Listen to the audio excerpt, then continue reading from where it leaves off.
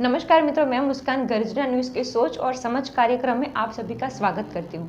आज हम देखेंगे मिशन 2022 उत्तर प्रदेश विधानसभा चुनाव में प्रियंका वाड्रा का किरदार। कांग्रेस अपना खोया हुआ राजकीय जमीर वापस पाने के लिए प्रशांत किशोर के भरोसे बैठा हुआ है। प्रियंका वाड्रा लखीमपुर खैरी की घटना का ज्यादा से ज्यादा फायदा उठाना चाहती है, लेकिन तज्ञों का कहना है कि ये सब मतों में परिवर्तन होना मुश्किल है। प्रियंका वाड्रा ने मोदी जी के सांसदीय मत विस्तार में एक सभा का जबरदस्त आयोजन किया था और वहां भीड़ भी इकट्ठी बहुत ज्यादा हुई थी। वाराणसी में कोविड-19 की दूसरी लहर में हेल्थ इंफ्रास्ट्रक्चर की धज्जियां उड़ी थी।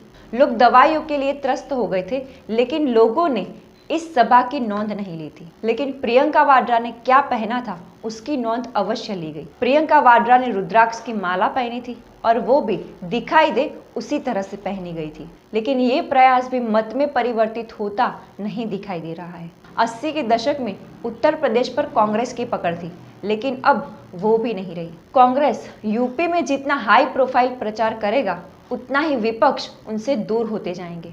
उसका लाभ बीजेपी को अवश्य मिलेगा। यूपी में बहुपक्षीय चुनाव होगा तो योगी जी की वापसी निश्चित है। यूपी में बीजेपी के सामने कांग्रेस, बहुजन समाजवादी पार्टी और समाजवादी पार्टी है।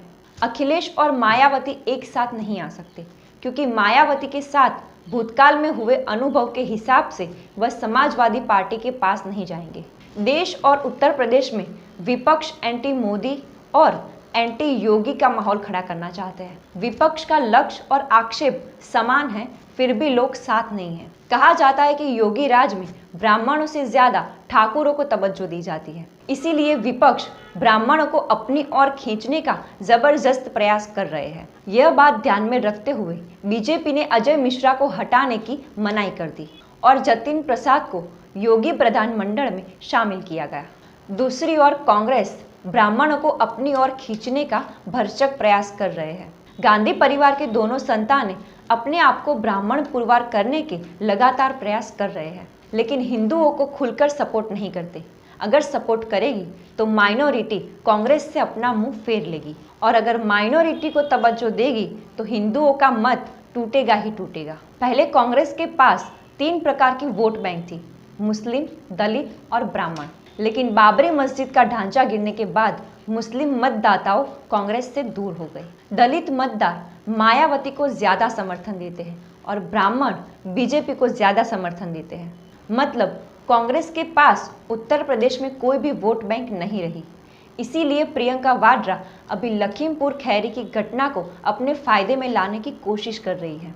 यूपी के पुलिस कस्टडी में वाल्मीकि समाज के युवान की मौत को भी अपने फायदे में लाने की कोशिश कर रही है।